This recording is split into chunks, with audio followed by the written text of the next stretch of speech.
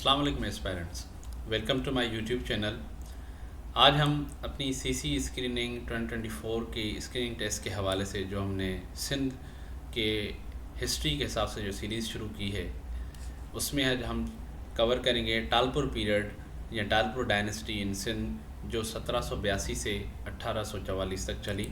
इन्होंने सक्सीड किया कलोड़ा डायनेस्टी को और इनको बीट करके फिर उन्होंने सिंध के ऊपर हुकूमत की। ये लास्ट सिंधी जो हैं, लास्ट सिंधी रूलर हैं या सिंधी डायनेस्टी है आप कह सकते हैं, जिन्होंने सिंध के ऊपर हुकूमत की। उसके बाद ब्रिटिश इरा स्टार्ट हो जाती है। ठीक है जी। इस दौर को या इस पीरियड को कहा जाता है मीरन जो दौर या द इरा ऑफ मीर्स। ठीक है, इसको कहा जाता है also known as Sachal Sarmast जो दौर। इसमें जो पोइट थे वो सचल सरमस्त बड़े मशहूर थे। और सचल सरमस्त के बारे में थोड़ा देख लेते हैं कि उर्स, यहाँ आप इसको कह सकते हैं बर्थडे ऑफ सचल is celebrated on 14th of Ramzan every year. और रियल नेम क्या था उनका, सचल सरमस्त का उनका नाम था, रियल नेम था अब्दुल वहाब टालपुर। और इनका जो रिसेंटली उर्स हुआ है वो हुआ है 204th उर्स सेलिब्रेटेड इन 2025। ये मोस्टली सीसी वालों ने पूछा है पिछले 2-3 पेपर्स के अंदर के लास्ट जो उर्स मुबारक हुआ है 2024 के अंदर 3 के अंदर वो कौन सा नंबर था उस उर्स का, या real name of Sachal Sarmast क्या था। तो ये पूछ लेते हैं।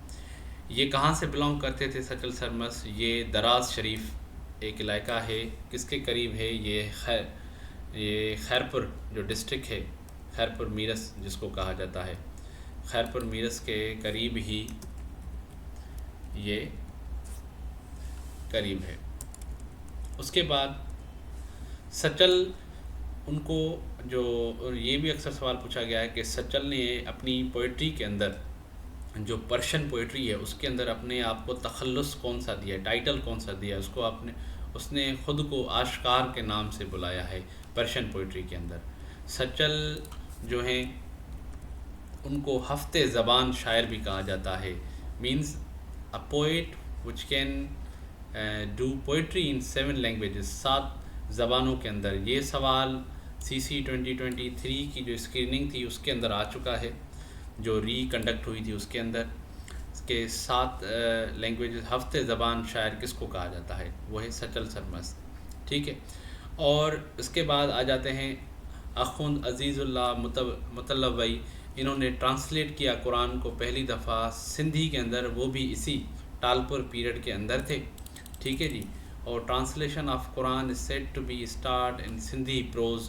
जो ट्रांसलेशन उन्होंने लिखी वो कौन सी, क्या सिंधी आम ज़बान में थी या सिंधी पोइट्री में थी, ये बेसिकली सिंधी प्रोज के स्टाइल में थी। सामी शायर भी इसी दौर के हैं, इसी पीरियड के बिलोंग करते हैं। और रियल नेम ऑफ सामी क्या थे, वो बाईचैन रायलुंड, ये उनका नाम था असली। और ये कौन से सिटी से बिलोंग करते थे, ये शिकारपुर से बिलोंग करते थे। ठीक है। इनकी पोइट्री को कहा जाता है सलूक, जिसे शाह साईं की पोइट्री को कहा जाता है शाह जो रिसालो। ऐसे ही हमारे जो सामी सरकार हैं उनको, उनकी जो भी पोइट्री हैं या उनकी जो कलेक्शन ऑफ पोइट्री उनको सालूक कहा जाता है। उसके बाद एक टर्म नॉलेज यूज़ होती है सचल शाह, सचल सामी। ये 3 हैं, शाह अब्दुल लतीफ़ भिटाई, सचल सरमस्त एंड सामी। इन तीनों को कलेक्टिवली कहा जाता है त्रिमूर्ति ऑफ सिंधी लिटरेचर। तो ये याद रखिएगा, ये भी सवाल पूछा गया है कि भाई त्रिमूर्ति ऑफ सिंधी लिटरेचर कौन से पोइट्स को कहा जाता है। तो ये आपको ऑप्शन याद होने चाहिए। हमारा जो टालपुर पीरियड है उनका जो कैपिटल था वो मीरपुर ख़ास था, जिसको रॉयल हाउस भी कहा जाता है। तो यहाँ पर हमारा जो टालपुर डायनेस्टी है या मीरन जो दौर है या फिर इरा ऑफ मीर्स है वो यहाँ पर ख़त्म होती है। और उसके बाद हमारी जो इरा होगी वो ब्रिटिश इरा की होगी। सो इंशाल्लाह हम नेक्स्ट वीडियो में मिलते हैं जिसमें हम ब्रिटिश इरा को डिटेल में करेंगे, क्योंकि सबसे ज़्यादा डेवलपमेंट जो हुई है सिंध के अंदर वो ब्रिटिश इरा के अंदर हुई है और उसी को हम कवर करने की कोशिश करेंगे। अगर आपको मेरी ये वीडियो अच्छी लगी हो तो काइंडली लाइक और शेयर करें और अपने दोस्तों के साथ शेयर करें जो भी इस एग्ज़ाम की प्रिपरेशन कर रहे हैं। Thank you very much.